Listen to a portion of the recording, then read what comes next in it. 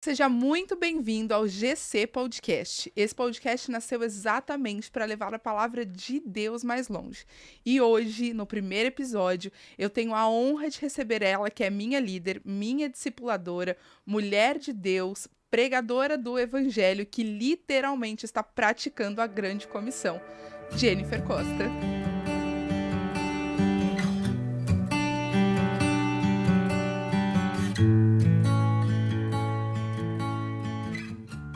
Que honra, que alegria minha poder estar aqui diante desse projeto lindo, que eu tenho certeza que vai abençoar muitas vidas e principalmente com a palavra de Deus, porque sabemos que só a palavra de Deus, ela tem a capacidade de fato transformar a vida do homem, né? A palavra de Deus, ela é vida e onde ela chega, ela faz diferença.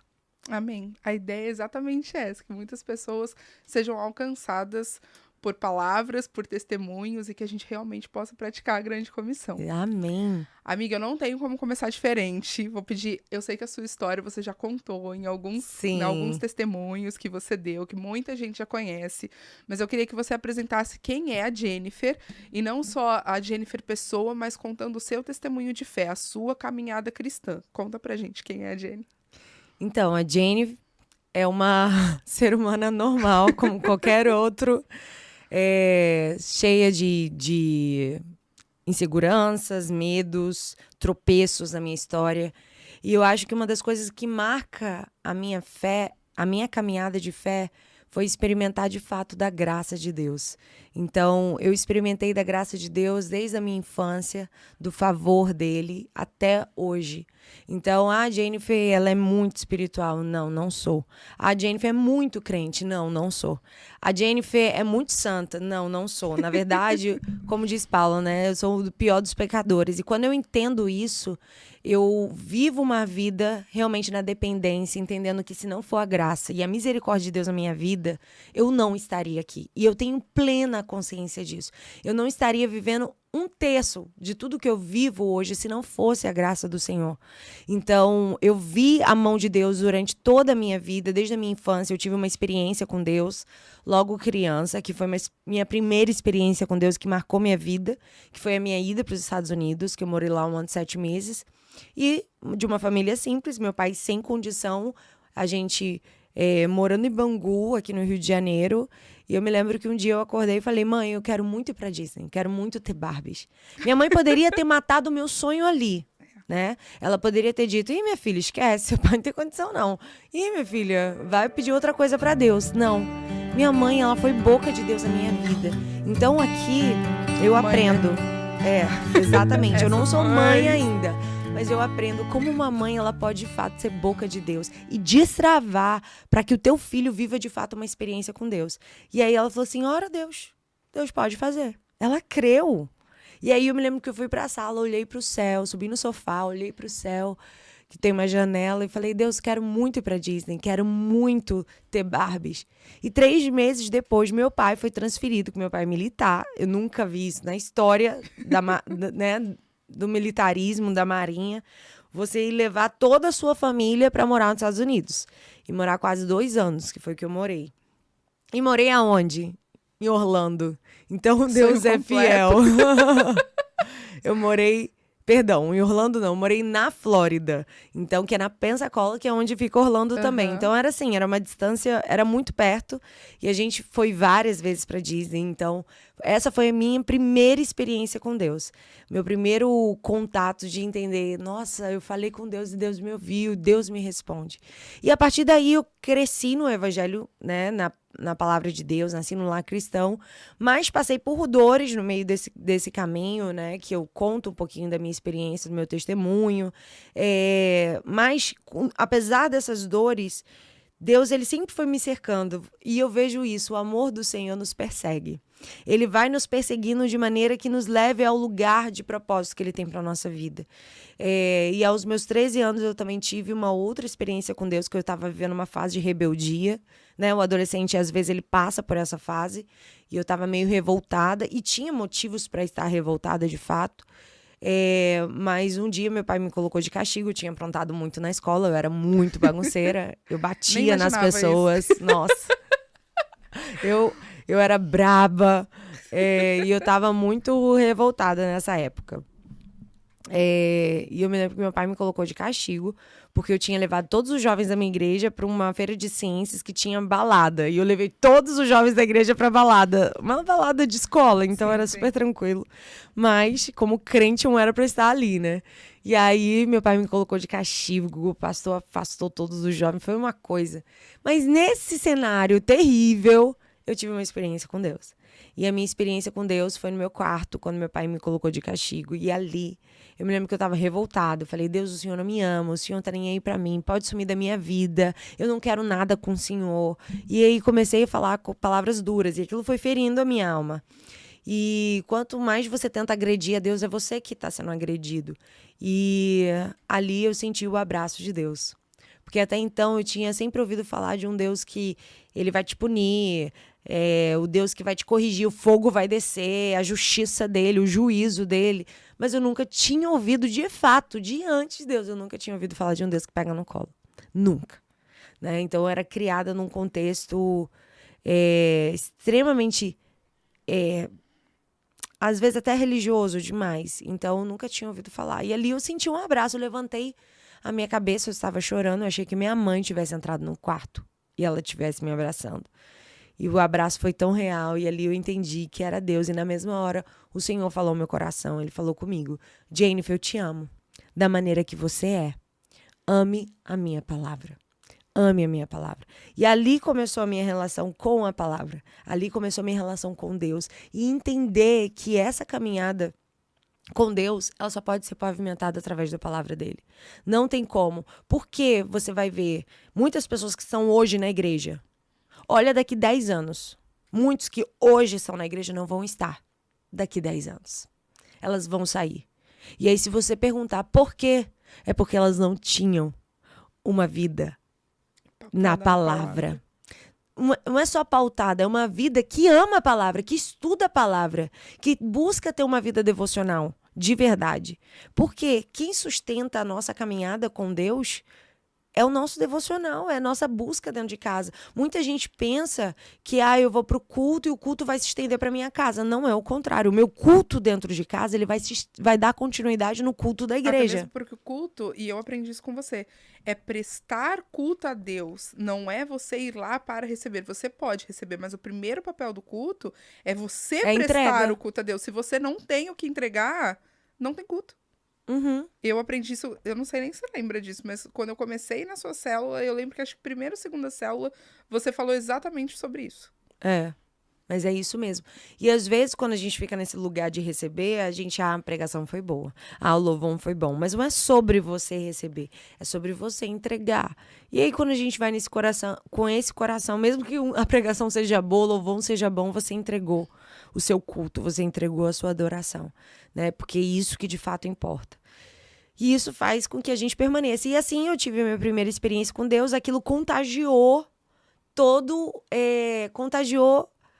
o ambiente, porque quando eu saí do meu quarto, eu me lembro, depois de ter tido essa experiência, eu senti que eu saí diferente. Eu não saí do mesmo jeito que eu entrei.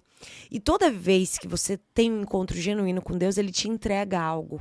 Ele te entrega um ministério, ele te entrega uma missão, ele te entrega um sonho, ele te entrega um legado, vai te entregar alguma coisa. Você nunca vai sair de um encontro com Deus de mãos vazias. Algo ele vai depositar em você. E quando eu saí desse meu encontro, desse quarto, eu saí com um dom de profecia. Tinha 13 anos na época. Então, essa experiência. Eu me lembro que eu fui pro ensaio. Foi a primeira vez que a gente fez um ensaio depois de todo o acontecimento que tinha acontecido. E eu já entrei diferente. Eu me lembro que eu levei a Bíblia pro ensaio. Tipo, eu não levava a Bíblia pro ensaio. Ensaio você vai pra cantar. Mas eu tava tão apaixonada pela palavra. E uma das coisas que Deus também ministrou no meu coração, depois dos outros profetas, se você for pra padaria, leva a Bíblia. Se você for pro intervalo da escola, leva a Bíblia. E tudo eu levava a Bíblia. Eu era a menina da Bíblia. Então, eu levei a Bíblia pro ensaio. Isso já foi estranho, né? Isso já foi diferente. Mas eu tava apaixonada por Jesus. E apaixonada por Jesus, a gente faz mesmo, não quer nem saber. Faz. E aí, eu me lembro que todo mundo lá conversando, eu sempre bagunceira. Eu fechei meus olhos e comecei a orar durante o ensaio. No meu espírito, colocou a música pra gente conhecer, pra poder ensaiar, e eu fiquei com os olhos fechados. Nisso, a presença de Deus me tomou. Eu me lembro que Deus começou a me usar naquele ensaio, com um dom de profecia que nem eu sabia que tinha. Foi nesse ensaio que eu vi que Deus me entregou algo. E nesse ensaio, várias pessoas começaram a falar em línguas que nunca tinham falado antes. Várias pessoas tiveram visões, vários jovens. Então, assim, foi um ensaio que não conseguiu acabar. Uma manifestação. Foi uma né? manifestação da glória de Deus. E ali eu entendi, nossa, não tem como você sair de um encontro com Deus e estar incendiado e não incendiar. Toda vez que Deus ele incendeia um ambiente é porque tem alguém incendiado. E Deus ele precisa apenas de uma brasa viva para incendiar todo um lugar. E eu creio muito nisso. Eu acho que dá para continuar ainda o seu testemunho, porque tem mais coisas. Mas nessa continuidade, tem uma história que você conta do seu pai, que falou para você ir abraçar o pastor. Essa história, nunca nem te falei isso, mas essa história mexe muito comigo. Porque eu também sou criada em lar cristão, Sim. mas nem todo mundo tem a sabedoria que eu creio que Deus deu para o seu pai naquele momento, que te ensina até hoje, que quando alguém te fere, o remédio não é abandonar a pessoa ou ferir de volta. O princípio da honra, ele não pode ser ferido porque alguém te feriu, né? Exato. Eu queria que você contasse isso pra gente, porque eu acho um princípio... Acho não, é um princípio valiosíssimo. É um princípio, exato. E é um princípio de lealdade, Perfeito. né? Que a gente vê hoje uma sociedade muito desleal, inclusive dentro da igreja. Tanto que existe tanta rebelião, tantas divisões. Mas isso guardou muito o meu coração. Foi uma experiência, porque eu nasci num lar assembleiano. Então, assim, eu furei minha orelha. Eu até então usava brinco até os meus 18 anos de idade. Usava saia. Então, eu era de uma igreja bem... E no Nordeste, não foi aqui no Rio, foi no Nordeste. E era quase um interior do Nordeste onde eu morava nessa época. E era extremamente rigoroso. Sendo que aqui no Rio era mais tranquilo, eu já tinha ido morar nos Estados Unidos, então a gente já tinha uma mente mais aberta, né? Porque lá nos Estados Unidos não tem esse rigor, como aqui no Brasil na época tinha. E aí, eu estava jogando bola na rua, de bermuda, assim, bermudão, camisetão, sabe, assim, nada indecente. Uma moleca, uma menina né? Foi tudo nessa fase aí de 12, 13 anos. Eu estava jogando bola, eu já tinha tido a minha experiência com Deus já. E aí o pastor passou. Quando ele passou, ele falou, olha, vou te afastar de tudo. Você liderava jovens nessa época? Não, nessa época eu liderava as crianças. Eu era regente do coral das crianças e professora na escola dominical das crianças. E eu me lembro que ele falou assim, vou te afastar de todos os cargos. Simplesmente porque eu tava jogando bola. E eu me lembro que eu entrei pra dentro de casa, assim, chorando. Eu falei, não acredito. E meu pai falou assim, você vai continuar, toda vez, você vai continuar. Por quê? Se a gente está debaixo dessa visão, a gente vai honrar a visão da qual a gente se propôs a andar debaixo dela. Mesmo que a gente não concorde. Mesmo que você não concorde. Mesmo que até eu não concorde, você vai andar debaixo dessa visão. E toda vez que você vê o pastor, você ainda vai abraçar e vai beijar. E eu me lembro que isso foi um desafio, mas eu me lembro que eu consegui fazer. Obediência, né? Obediência. Eu olhei pra ele, fui, abracei e beijei ele como se nada tivesse acontecido, mesmo ele me afastando de tudo. E ele ficou assustado, porque ele já fazia muito isso com jovens, e os jovens ficavam revoltados, nunca mais falavam com o pastor. E ele disse, e isso se tornou um testemunho até em outras igrejas. Ele falou, gente, eu tive uma jovem que eu corrigi, ela continuou me abraçando e me beijando, me tratando com a mesma honra, mesmo carinho, e hoje ela é uma bênção e tal. Porque esse lugar te protege. Esse lugar de obediência. Você entende que esse lugar ministrou o seu coração? O que você vê desse fruto hoje, Nadiene? Um coração leal. Isso criou em mim um coração leal. Na verdade, eu li um livro, né, que a gente até fez um estudo no discipulado, que marcou muito minha vida e que eu nunca tinha visto a importância da lealdade. Nunca tinha entendido a importância da lealdade. Mas eu percebi que esse acontecimento na minha adolescência, ele me guardou, mesmo sem eu ter noção do que era lealdade, a importância do que é a lealdade, ela me guardou durante todo esse caminho. Porque, graças a Deus, todas as igrejas nas quais eu fui, eu saí bem. Porque a questão não é você estar numa igreja para sempre. Não significa que você vai ficar numa igreja para sempre. Às vezes o seu tempo em determinado lugar acaba, né? Eu entendo isso.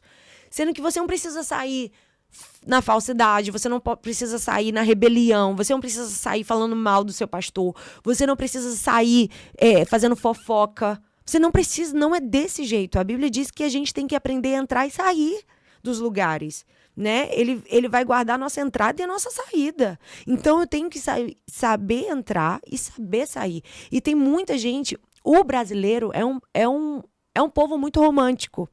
A gente sabe muito bem lidar com o início das coisas. O início de um namoro, o início de um casamento. Mas a gente é drástico nos términos. O brasileiro é muito drástico, muitas vezes, nos términos de um relacionamento. Nossa, eu vou morrer porque alguém... não vai morrer.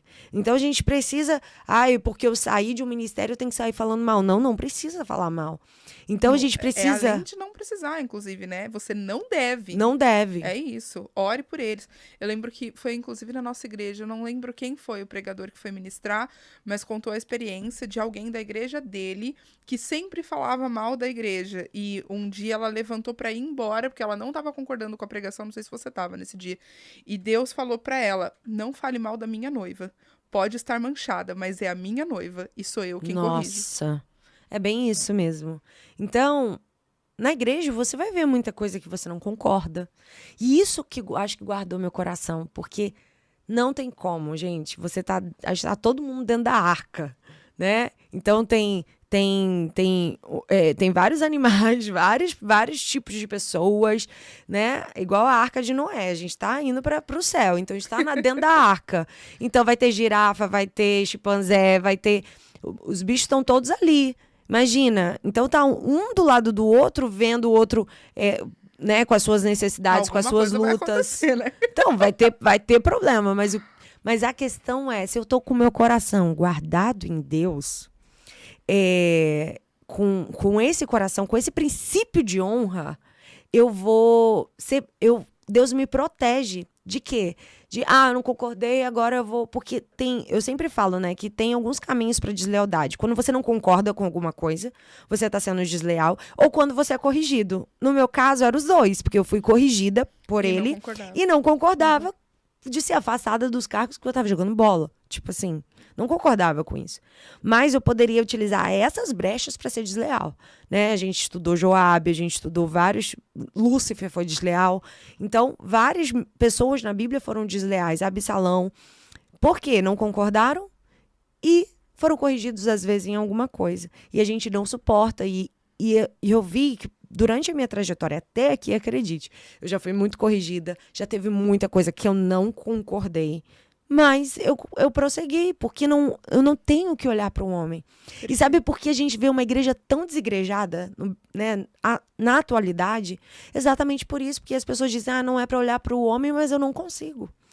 Há um tempo atrás eu fui para um almoço e uma menina que tá indo na igreja, ela fala, eu sei que não tem que olhar para o homem, mas eu não tô conseguindo não olhar para o homem.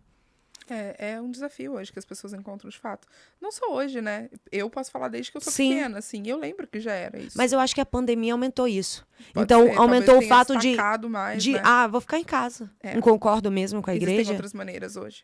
Não, e aí eu escolho aí a internet, os cultos ficaram no menu, né? Eu vou escolher o culto que mais me agrada. Aí vou escolher o culto lá de tal. Exato. Aí você faz da igreja um cardápio. Eu vou escolher a comida que eu quero comer hoje. Como se a igreja fosse pra você. Não, a igreja é pra Deus. Ela é a noiva de Cristo. Yes. Não é pra gente. Exatamente. E aí o sentido fica totalmente invertido. Porque aí as pessoas não querem ter raízes. E aí a gente vê um monte de gente, um monte de influenciador nas redes sociais que se intitula pastor. E aí você pergunta qual a sua igreja? Não tem igreja. Tá meses sem igreja, tá um ano sem igreja. Sem participar do corpo, da comunhão. Mas tá pregando nas redes sociais, entende? E aí a gente precisa abrir os olhos e ter cuidado com isso, porque se torna a pessoa sem raízes. E a igreja nos ensina a ter raízes. A igreja nos ensina a passar por essas coisas. Não concordo, mas eu tô aqui. Porque não é sobre ele, é sobre Jesus. Exato. Não é sobre o que eu concordo ou não concordo, é sobre ele. Né? Existem coisas que a gente vai concordar, disseram para Jesus. Jesus, estão pregando no teu nome, ele deixa que preguem. Deixa. E igreja é lugar de confronto, né? Pra sua alma, pro seu espírito. Não é um lugar pra você ir e escutar todas as vezes que tá tudo bem, que você é maravilhoso, que Deus te ama. Não é sobre isso. O evangelho não é sobre isso. O evangelho é confrontador.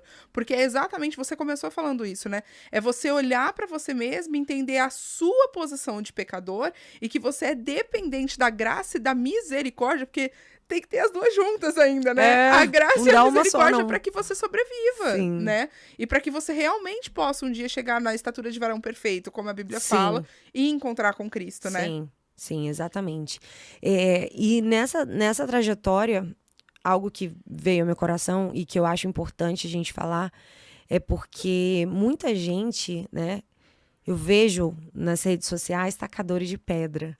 Experimentaram da graça e da misericórdia. Porque vai ter coisa que a gente não concorda? Vai. Vai ter coisa que Deus, às vezes, ele vai te dar um discernimento que está fora da direção? Vai. Mas isso não me dá o direito de, porque eu estou escondida atrás de um perfil, de uma tela, de eu ir lá escrever e dizer não concordo, não isso, não aquilo, e querer fazer... sabe, guerras na internet, críticas, ou até utilizar de um argumento bíblico, para você colocar todo mundo dentro de um saco e não considerar que cada um tem uma história, que cada um tem um... Que Deus trabalha com cada um de uma forma. Exatamente. Porque se você vê a Bíblia, existe a palavra de Deus, mas você consegue ver a graça de Deus de Gênesis a Apocalipse. A graça de Deus, ela não se manifesta só em Mateus, quando começa o Evangelho. Não. O favor de Deus, a graça. A graça você vê desde Gênesis a Apocalipse, a graça de Deus se manifestando. E a graça de Deus inclui que muito que eu vejo da graça de Deus é que não tem uma regra pronta. Não tem uma coisa assim, a graça de Deus vai se manifestar se ela fizer isso, se ela deixar de fazer isso, se ela fizer aquilo e se ela fizer aquilo. Aí a graça de Deus vai chegar. Que, não. Inclusive, hoje é meio que tema de pregação, assim, né? Faça isso e você será abençoado. Não é isso. O que te garante a bênção é a obediência. E Deus vai tratar com você. Não é uma receita. Sim. Né? Mas aí porque a tal pessoa não obedeceu naquilo, você vai pro inferno. Mas você já sabe se essa pessoa se arrependeu? Você já sabe o coração dela? Então aí a gente coloca todo mundo dentro... Por exemplo, Raabe. Não era digna, teoricamente, de ter sido livrada. Era uma prostituta. Você vê a graça de Deus no Antigo Testamento. Está na árvore genealógica de Jesus Cristo. Na árvore genealógica. Olha isso. Então, você vê as filhas de Zelofeade, Números 27. Ela tinha uma lei. A lei não era de homens, Kézia. A lei era de Deus. E foi alterada. Você tá entendendo? Isso não é graça? Fala pra mim. É claro que é. Claro que é. O amor de Deus manifesto. Total!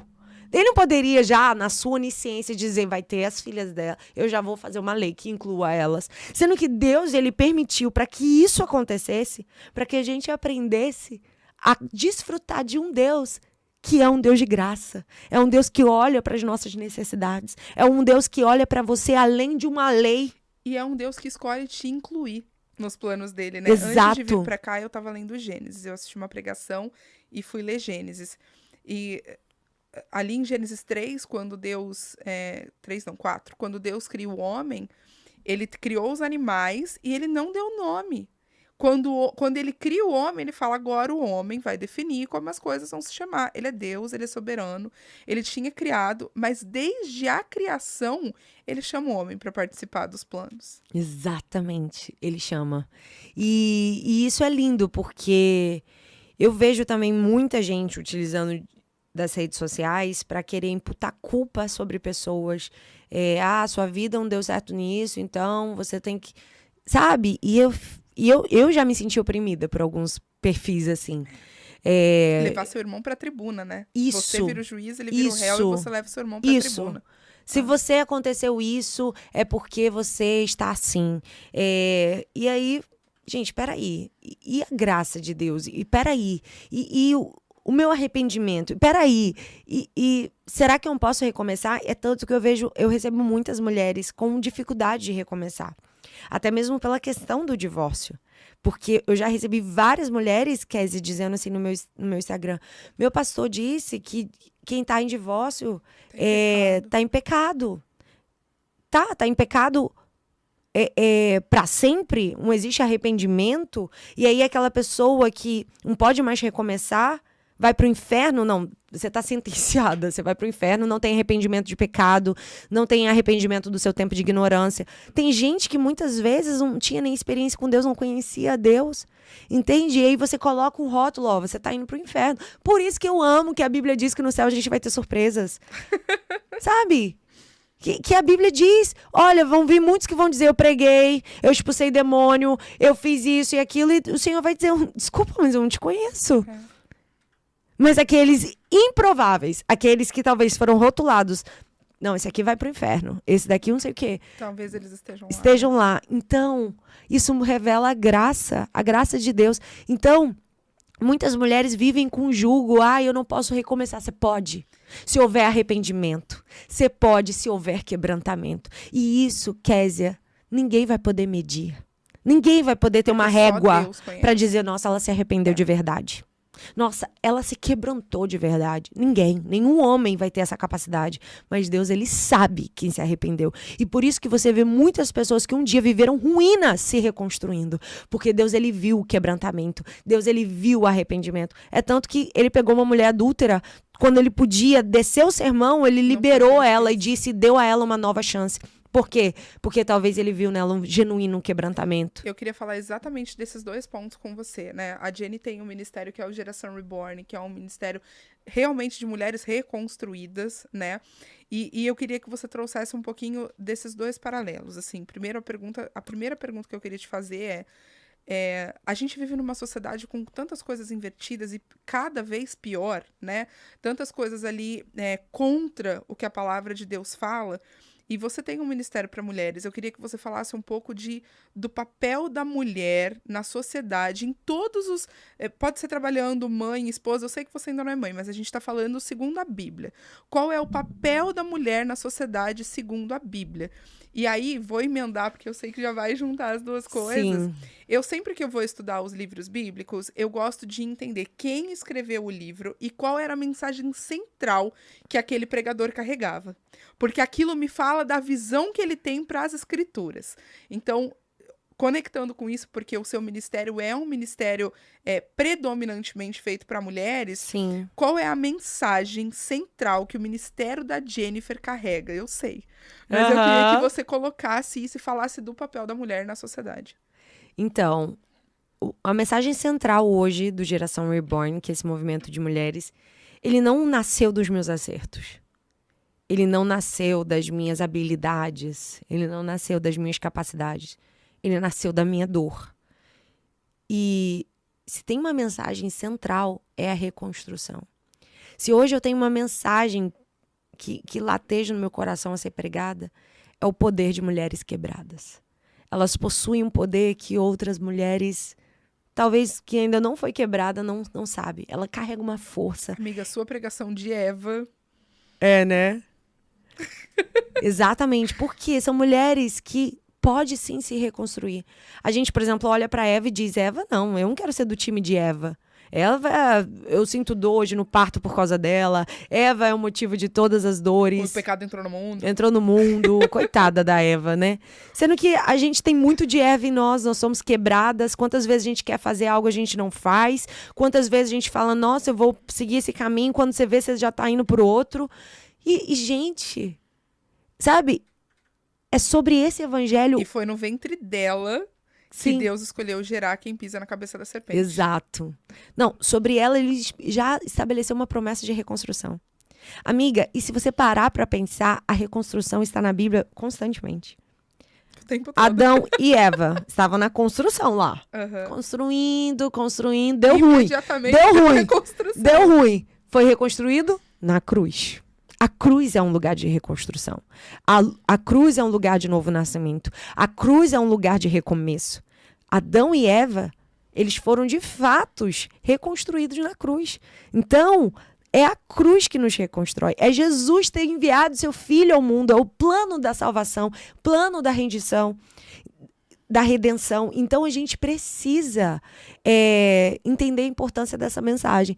Então, o Geração Reborn, ele nasceu dos meus traumas. O Geração Reborn nasceu da minha vergonha. O Geração Reborn nasceu da minha pior dor. mas onde eu vi a maior graça, assim, o maior amor de Deus na minha vida e que, de fato, ele me reconstruiu para poder entender que o meu testemunho, onde foi um cenário de dor, hoje ele é um cenário de cura para outras mulheres. Se tem uma coisa que Deus tem ministrado ao meu coração é exatamente que não existe nada por acaso. Você não nasceu com essa cor de cabelo por acaso, é nesse nível. Sim. A sua história não acontece porque, foi assim. Existem os motivos. É claro, você tem livre-arbítrio, você tem a sua escolha pode gerar erro, pode gerar acerto. Tudo isso acontece, mas não existe nada que Deus não use exatamente como a Bíblia diz, que Exato. todas as coisas cooperam para o bem daqueles que amam a Deus. Exato. Deus tem ministrado muito isso no meu coração. Muito. E é muito forte. E eu vejo isso na minha história, porque eu sempre carreguei promessas, Kézia. Desde a minha adolescência, eu carreguei promessas que eu pregaria. Eu carregava promessas de que eu ia rodar o Brasil. Eu carregava promessas de que eu ia para as nações. E eu não via nada disso acontecer. Mas foi quando eu pensei, agora acabou. Essa promessa nunca vai acontecer. Eu ouvi isso, né? Você agora nunca mais vai ver seu ministério, acabou para você. E quando eu ouvi isso, Deus disse, o diabo assim pensou que venceu. O diabo pensou que conseguiu parar o que eu tinha de promessa para sua vida. Assim como foi com José. Né? Foi para prisão. Jesus na cruz, né? Agora que eu venci. Aguarde 3 dias. Que Jesus, ele vence a morte. Então, é exatamente isso. Quando eu pensei, nossa, agora acabou. Agora que eu nunca mais prego. Agora que eu nunca mais vou cantar. Deus disse, Nina, não. Não acabou. Vai. É nesse final aí que parece ser o fim, mas não é o final. É nessa situação que parece ser o fim, não é o final da sua história. Eu ainda tenho uma história de recomeço. É agora que eu vou fazer. E foi exatamente na minha pior dor, quando eu pensei que tudo ia acabar, que Deus começou a cumprir as promessas. Em pouco tempo, assim, do Geração Reborn, em 1 ano, eu acho que eu já fui para 12 estados pregando a palavra aqui no Brasil.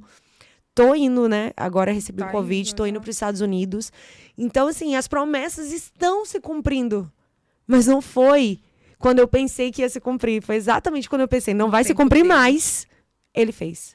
Eu vou até pedir licença para usar um pedacinho da sua história. Eu lembro que uma vez você falou para mim que o primeiro vídeo que você fez que realmente viralizou foi o do seu testemunho, né? Isso. E eu sempre falo, assim, para quem eu tenho acesso de conversar, que tem testemunhos de vida, então, independente de ser um mistério que virou mãe de filho, uma mulher que teve a vida sentimental reconstruída, uma cura, independente de qual seja o testemunho, eu sempre falo para as pessoas, você não tem o direito de guardar o seu testemunho para você.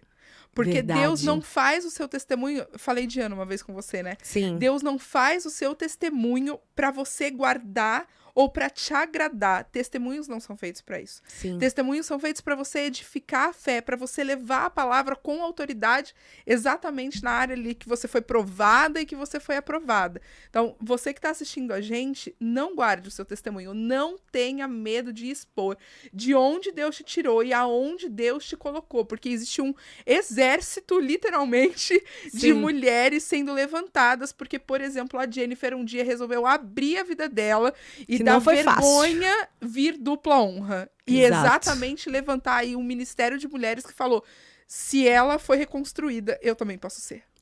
Exatamente. Fala um pouquinho pra gente desse papel da mulher, assim, perante a Bíblia. Sim, e só pra finalizar isso que você falou, a nossa história carrega uma mensagem. Deus falou isso comigo. Cada história, sabe? Foi até pregando na hora da pregação. Sabe aqueles insights que Deus te dá pregando mesmo? Não tava no esboço, nada. Na hora, o Espírito Santo falou... Eu tava pregando, inclusive, sobre as filhas de Zelofeade. A sua história, ela carrega uma mensagem. Então, por isso que eu tinha muita vergonha de falar, né? Da minha história. Então, a gente não pode guardar, porque existe uma mensagem pro coração de alguém. O seu testemunho não é seu, ele é de Deus. Ele é de Deus. Direito público. Exatamente, exatamente. Mas, assim, o papel da mulher hoje, eu vejo, né, na sociedade, eu acho que a mulher, ela tem muitas funções, muitos papéis. Hoje a mulher, ela trabalha. Hoje a maioria das mulheres, elas trabalham. Ou tem uma demanda dentro de casa, que também a demanda dentro de casa não é fácil. Enfim, a mulher, ela tem muitas missões na vida. Mas eu entendo, e uma coisa que eu tô vendo, nitidamente, né? Eu vejo hoje alguns filhos que, por falta de posicionamento espiritual de uma mãe, hoje os filhos estão perdidos na sua identidade, na sua vida com Deus. Não é culpa que eu tô falando, tá, gente? Eu tô falando assim, meio que estatístico. Você vai vendo falta de posicionamento de pessoas e como vai Deixa sendo... acontecer, né? Deixa acontecer. Os filhos não ficam firmes em Deus e vão seguindo. Agora, eu tenho visto, por exemplo, a minha primeira experiência com Deus, ela foi provocada por quem? Pela minha mãe. Porque ela falou assim, vai orar, que Deus pode fazer. Eu acho que o grande papel da mulher hoje, para as próximas gerações, para as gerações das gerações, é uma mulher posicionada em Deus. Porque não falo assim, uma mulher que vai para a igreja. Não é uma mulher que vai para a igreja. Porque não é só isso. Se a nossa vida com Deus fosse só ir pra igreja, gente, não é só ir pra igreja. Toda mulher posicionada em Deus vai à igreja, mas nem toda mulher que está na igreja é posicionada em Deus, né? Exato, exatamente. E o que eu tô falando de posicionamento? Eu tô falando de devocional. Kézia, eu tô aqui hoje e eu ouvi até um vídeo do Jesus Cop, né, do Douglas Gonçalves, essa semana me mandaram, que ele fala, gente, quem não tem vida devocional, não tem raízes, não cresce em Deus, sabe? Por isso que vem qualquer vento de doutrina, vem qualquer tempestade, a pessoa vai embora, deixa Jesus. Então, qual a diferença dos jovens da minha época? Que a maioria estão no mundo, hoje, a maioria dos jovens, porque eu sempre tive uma vida devocional de verdade. Eu sempre busquei a Deus no meu quarto, de verdade. Não é só porque a gente tem um planner hoje do quarto de guerra, não. Que, aliás, é uma bênção, gente. Comprem. Amém. Na verdade, o planner ele foi fruto de algo que eu já faço há muitos anos. Então, a importância de você buscar no seu secreto. Então, qual é o papel da mulher hoje, Kézia? É uma mulher posicionada no secreto. Por quê? O seu filho vai ver você orando. E ele vai dizer, eu quero orar também. O que acontece? Quando a gente ensinou as mulheres a criarem um quarto de guerra móvel, né, que é aquele em papel e tal, os filhos disseram, eu também quero meu quarto de guerra. Porque o teu posicionamento em Deus, nada melhor que o exemplo. O exemplo arrasta. Né? Não é só você dizer, faça o que eu tô falando. Eu estou fazendo, dá certo, faz também. E a gente tem diversos, sem querer te cortar, mas a gente tem diversas citações bíblicas que quando uma pessoa se posiciona em Deus, as gerações, não é a imediata, são todas. As gerações dessa pessoa, elas continuam sendo abençoadas. Sim. Exatamente por uma escolha de posicionamento. Até falei isso no último Geração, né? Sim. Que é exatamente o quanto você tem garantido que a sua família vai permanecer no reino. Sim. Exatamente.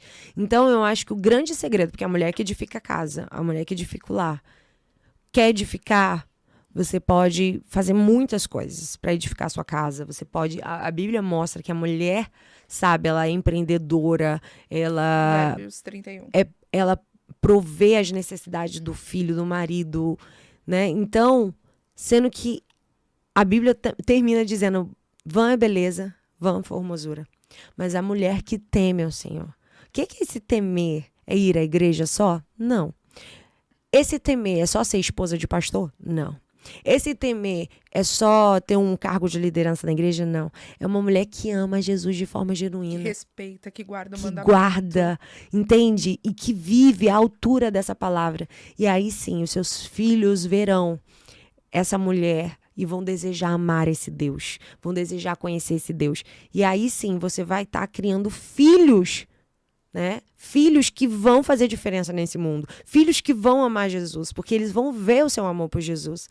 Então, eu acho que esse é o grande papel da mulher, uma mulher posicionada no seu tempo com Deus. Ela não pode nem... é muita função. Põe um louvor de manhã, enquanto tá dando café pros filhos, vai fazer o seu devocional junto com os seus filhos. Eu não tenho tempo de entrar no meu quarto. Eu faço com a Alice. Então, eu vejo uma amiga minha, né, que eu acho, ela é muito linda. Ela, todas as manhãs, ela fala, tô fazendo meu devocional com a filhinha dela, bebê, que eu acho que não fez nenhum ano. Mas o Espírito Santo ministra. Ela põe o louvor, começa a adorar no meio da casa, e a criança já entrou nessa ela mostra a criança adorando. Então, assim, entrou. Então, você faz seu devocional, começa a orar ali junto e vai fazendo, entende? Então, Faz junto com o seu filho, mas dê um jeito de fazer, porque isso que vai fazer diferença. Não é apenas um ato religioso de ir à igreja, porque senão a gente vai ficar igual um religioso. Frequentante. Um frequentante. Frequentador. Eu queria falar de secreto agora. Mateus 6,26, é isso? Uhum. Então, Mateus 6,26. O que é Mateus 6,26? Olha, é o segredo poderoso Da vida. Né, da vida. É de você conhecer Deus, de não ouvir falar apenas, mas de você conhecer Deus, de, como Jó disse, agora os meus olhos te veem. É você ter a experiência de realmente você ouvir a Deus. Porque esse lugar, a Bíblia diz que ele te recompensará em secreto. E, às vezes, a recompensa, ela não vem de forma instantânea. Eu digo que vida devocional é um lugar árido, principalmente para quem está começando. Não é fácil. Muita gente fala, nossa, mas eu vou ficar aqui. Aí vem pensar... Não, porque vamos parar para pensar. É estranho. É o filme Quarto de Guerra, né? É literalmente aquilo. Ela pega o biscoito, começa a comer no devocional, aí olha pro céu, aí fica naquele tédio. Até que uma hora aquele negócio começa a destravar, ela começa a orar. E aí ela começa a orar a casa inteira. Porque não é fácil orar. Orar é muito difícil. Orar é uma coisa sobrenatural. É você se desconectar com as coisas da terra, com os seus afazeres, e você dizer, agora eu vou falar com Deus. Mas cadê Deus? Você não vê, você não toca, mas ele está ali. E é essa fé. Né? Então, às vezes, até para você conseguir destravar, pega uma cadeira e fala assim, Jesus, senta aqui, eu vou conversar com o Senhor. Que aí você consegue materializar. Senta aqui do meu lado no carro, dirigindo, né? Eu não ponho a bolsa no banco do passageiro. Eu falo, esse é o lugar de Jesus. A minha bolsa vai atrás. Sim. E aí você consegue. E aí você vai conseguindo abrir seu coração. E o que eu acho mais lindo desse secreto, porque ele é tão secreto, que ele não tem... protocolos, Kézia. Porque quando você vai para uma igreja, tem vários protocolos, né? Vai começar com uma oração, depois tem o louvor, depois tem a oferta. Tem a liturgia ali, tem a liturgia toda. Não, esse secreto não tem liturgia. Sim, a gente pode utilizar mecanismos que nos ajudam, mas eu, por exemplo, no nosso plano, ele tem um caminho. Mas quantas vezes eu faço o caminho totalmente contrário? Você pode começar lendo a Bíblia, você pode começar orando, você pode começar cantando, você pode começar intercedendo por alguém, porque é uma necessidade maior. Deixar fluir, né? É você e Deus. Tem um protocolo, não tem liturgia, você tem que começar desse jeito. Não, se você quiser começar, já quantas vezes, quer dizer, eu não consegui orar. E aí eu peguei e falei, Deus, não tô conseguindo, parece que não tá fluindo, eu tô desconcentrada. Sabe? Porque eu sou uma pessoa que eu tenho dificuldade de concentração. Aí eu pego o Salmo e começo a orar o Salmo. Esses dias comecei a orar o Salmo 27, que é um salmo que eu amo. Você colocou no seu Instagram em Provérbios, não lembro qual era o provérbio. Provérbios 4. Aquilo me tocou. Porque é literalmente você ter a profundidade na palavra de enxergar a sua oração ali dentro. Exato. E você orar a palavra, não tem coisa mais poderosa do que isso. E aí você diz, Deus, a tua palavra diz que quem guarda os teus mandamentos anda seguro. Senhor, me ensina a guardar a tua palavra, Deus. Me ajuda a não ser movida pelas circunstâncias, mas guardar a tua palavra no meu coração. E aí você começa a orar a Bíblia. Porque a Bíblia diz, o Senhor é a minha luz e a minha salvação, de quem terei medo? Deus, se não for o Senhor na minha vida... Eu vou morrer de medo, mas porque o Senhor é minha luz, porque o Senhor é minha salvação, eu não vou temer. A tua palavra está dizendo que eu não vou temer. E Deus, eu estou temendo. Deus, eu estou temendo. Então, Senhor, a tua palavra diz que eu não vou temer. Então, tira esse medo de mim. E aí você começa a orar de acordo com a palavra. Gente, isso é tão poderoso. E aí você vai aprendendo a desfrutar desses relacionamento, sabe? Dessa profundidade que muita gente não tem com Deus. Por quê? Porque não tem vida de secreto. Então, e outra, uma coisa que eu aprendi, que também é errado. Não adianta você orar uma hora do dia e passar o restante das 12 horas do dia em pecado, falando mal dos outros. Não. Eu sempre digo que seu devocional ele não pode acabar no amém. Seu devocional, ele tem que dar frutos ao longo do dia. É vida devocional, não é hora devocional, exato, né? Exato. Embora eu acredito que a hora seja importante, mas tem dúvida. Pessoas que não acham. Eu já vi pregador falando, a gente tem que ter uma vida devocional. Concordo. De fato, temos que ter. Mas eu sei que se eu não parar... a outra. Exatamente. Porque a gente para tanta coisa. A gente para pra trabalhar. Se eu não tiver uma vida lá fora, quando eu chegar no meu devocional, eu tô frio. E se eu não tiver devocional, eu não sustento a vida lá fora. Isso. É uma coisa sustenta a outra. Então, porque você não para pra ver um filme? Você não para pra ter um papo com uma amiga? E eu vou parar. Pra falar com Deus. Diante daquele que resolve, eu não paro pra ir no médico, pra ficar na frente do médico, pra ver o resultado de um exame. Eu não vou parar pra estar diante do Rei dos Reis, o médico dos médicos, Senhor dos Senhores. Eu preciso parar pra dizer, Deus, eu quero te ouvir. E sabe, Kézia, eu vou te contar uma coisa assim que eu tenho vivido com Deus. Ultimamente o meu Instagram tá viralizando de um jeito que eu não sei nem explicar. Várias postagens assim que eu nunca diria, sendo que foi uma chave que o Senhor destravou no meu devocional. Pra você ver como o nosso devocional é o lugar de segredos, ele revela segredos pra gente. Deus, ele falou comigo, Jennifer, você não é uma produtora de conteúdo. Você é alguém que carrega a minha mensagem. Porque se você entrar nessa linha de ter que ser produtora de conteúdo, gente, eu não estou falando para influenciadores digitais de moda, dessas coisas, que não trabalham efetivamente com isso, né? Sobre que você carrega. Quem é chamado para ser um influenciador digital pela mensagem que tem. Aí você precisa entender esse lugar. Entende? Porque senão você só vai querer pregar aquilo que vai trazer engajamento. Você cede a todas as tentações. Não, né? E porque existe, né? Eu já vi inúmeros perfis que a vitória tá chegando todo dia na sua vida. Eu falei, gente, o Deus não corrige, não. Deus não alinha, não. Porque Deus me confronta tanto. Então, o anjo tá vindo com a tua vitória. Hoje o milagre tá chegando. Hoje Deus faz. Deus é um Deus de vitória e a gente sabe disso. Mas Deus é um Deus que confronta. Então, eu não posso negociar a minha mensagem, a mensagem que Ele me carregou, me confiou, por aquilo que engaja. E no meu tempo com Deus, Ele tem me dado o que é para eu postar. Gente, Ele diz para mim, faz um reel disso. Sim, eu acredito que isso é tão poderoso, é você viver uma dimensão com Deus que é além do aquilo que é protocolado. Eu vou perguntar a Deus se é para fazer uma viagem, o que é, se é para eu aceitar um compromisso. Mas por que eu não posso perguntar para Deus o que é para eu postar? Por que eu não posso perguntar para Deus? A partir do momento que você está a serviço dele, né? É a ordem dele. E esse é um lugar de intimidade, é um lugar de dependência. Porque o devocional, ele te ensina a ouvir Deus. E ali, ele começou a liberar chaves, palavras para minha vida, que eu comecei a colocar e eu tô vendo que tá dando... Deus está soprando um vento sobre essas postagens que não teria se eu não tivesse ouvido dos lábios dele. Entende? Então a gente precisa aprender a ouvir dos lábios do Senhor. Deus, o que o Senhor quer para minha vida? Isso, inclusive, nos livra de entrar em batalhas que a gente não tem que entrar. Porque às vezes a gente está tão cansado, porque a gente está entrando em lutas que a gente não tem que entrar. Né? Acabe queria entrar numa batalha, que Josafá foi com ele, e chamou os profetas, né? Bajuladores. Os profetas disseram, vai, que o Senhor é contigo, o Senhor te dará a vitória. Ele falou assim, tá bom. Aí Josafá, vamos chamar um profeta de verdade? Josafá meio que fala assim, né? Aí ele falou assim, tem um profeta aí que ele nunca me profetiza coisa boa. Mas eu vou chamar ele. Aí chamou Micaías. Veio Micaías. E Micaías falou, não, vocês podem ir, que vocês vão ter vitória. Aí Acabe falou, dá pra você falar a verdade? Que eu sei que você não tá sendo sincero comigo, colocando tudo em minhas palavras, tá, gente, a história. Aí ele falou assim, então você quer que eu seja sincero?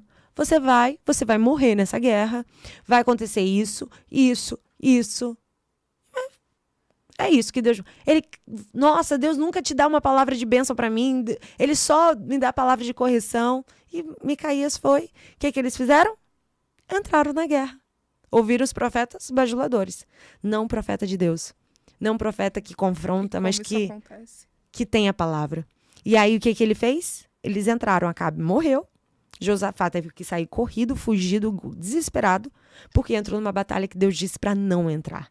E muitas vezes, por não ouvir Deus, às vezes a gente olha alguém, Kézia, passando por uma prova, tipo assim, tá passando uma luta. Aí você quer ir lá ajudar. Não, vou lá. Você já fez isso. Vamos lá no mercado, vamos comprar o mercado do mês da pessoa. Vamos dar aqui as condições para a pessoa. Sei que algumas coisas é na direção de Deus, ok. Mas às vezes a gente entra em batalhas que não é para entrar. Eu já fiz isso também, de entrar onde não é para entrar. E aí você entra no vento. Porque você tá querendo ser bonzinho com alguém que Deus mesmo tá colocando na prova. E você paga preço. Exato. Porque eu entendo assim, às vezes que isso aconteceu comigo é exatamente para Deus me dizer... Eu falei que aí não era hora de você pisar aí. E já aconteceu comigo algumas vezes. Porque às vezes a gente quer ser mais bonzinho que Deus. A gente fala, mas Deus, eu posso ajudar. Mas é pra ajudar?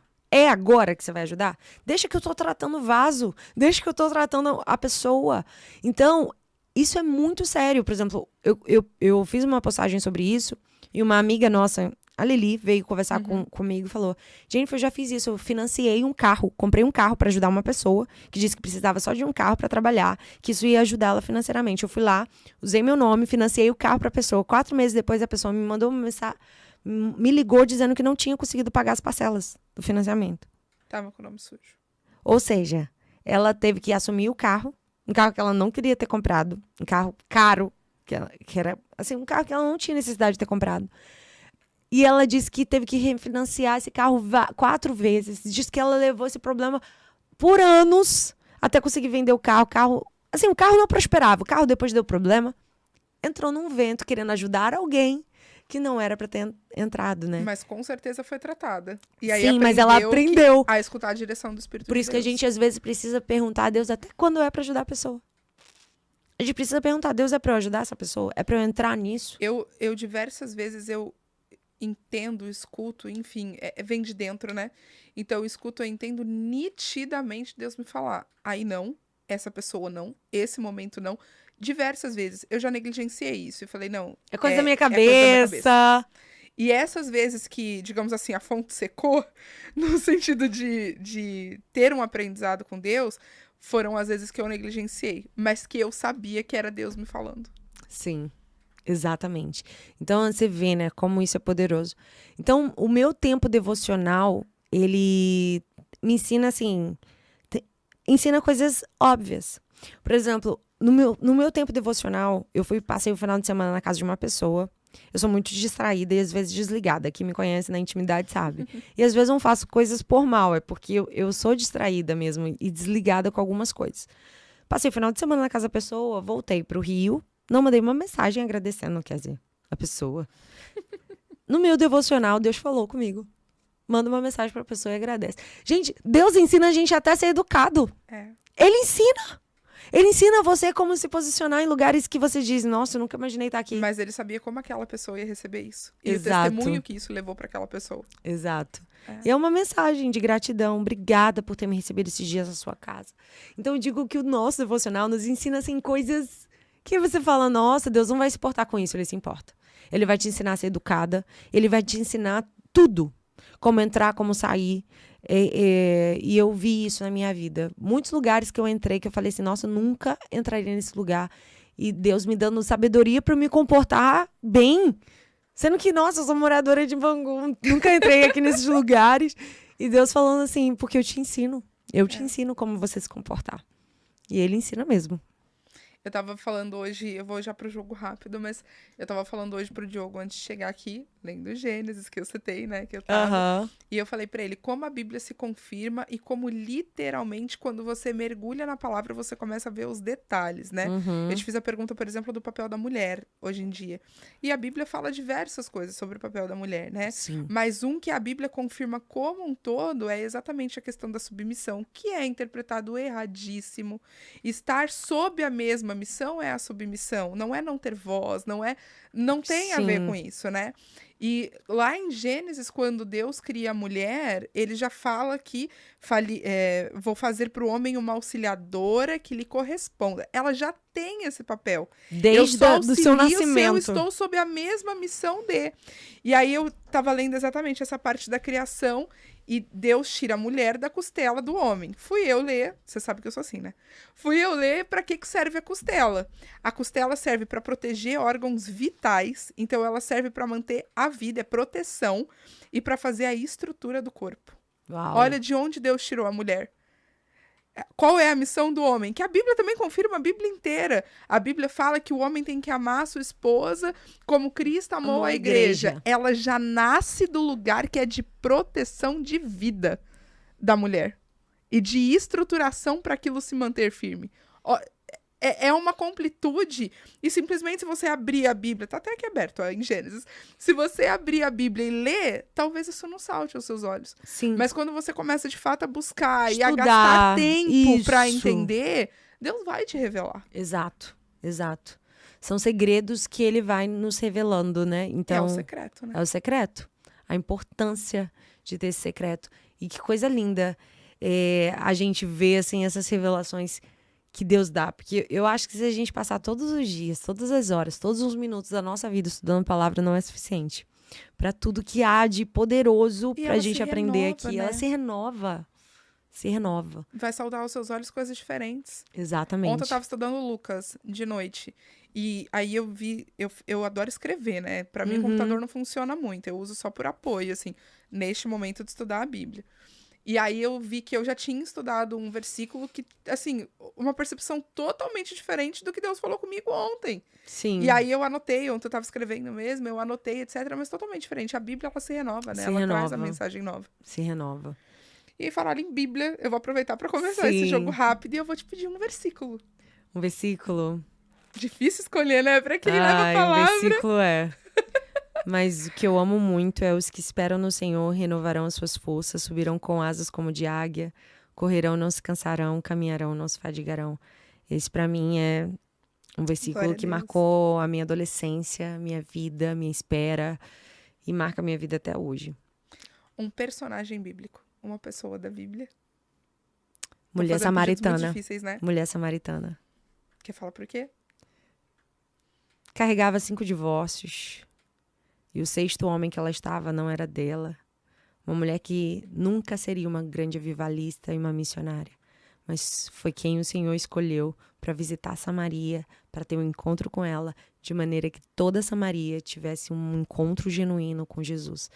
Então, ela era uma mulher quebrada. Quebrada nas suas emoções, quebrada na sua vida sentimental. Mas o Senhor olhou para ela com graça. E Ele olhou para mim com graça também. Eu choro. Você sabe que eu choro. Vamos continuar. Eu amo a mulher samaritana. Amo. Como eu amo uma mulher quebrada, assim. Para mim, eu me vejo nela, assim. Jesus não poderia ter me escolhido. Mas Ele me escolheu como escolheu ela. Glória a Deus. Amém. Deus Pai, Deus Filho e Deus Espírito Santo. Quem são eles na vida da Jennifer? É o amigo, é o pai, Deus Pai, Deus Filho e Deus Espírito Santo. O Espírito Santo, pra mim, ele é aquele que me faz entender minha paternidade. É o Espírito que nos faz clamar, Abba Pai, a Bíblia diz. E, para mim, Jesus é a razão da minha vida, aquele que morreu por mim.